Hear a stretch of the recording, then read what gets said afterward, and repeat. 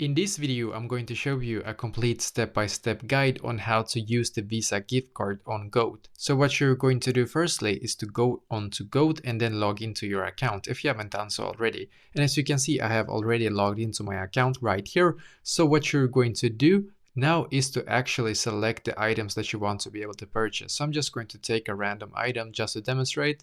So we can take this shoes right here.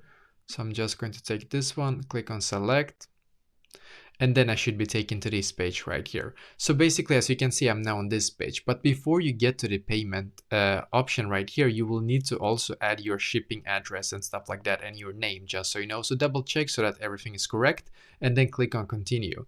And then you should be taken to the payment section. And the payment section is going to be the most important. As you can see, we have card, PayPal, and Alipay. As well, as you can see. But for this tutorial, we're going to use our Visa gift card, right? So you need to click where it says card, very important. So click on card. Now you're going to write what is the name of the card.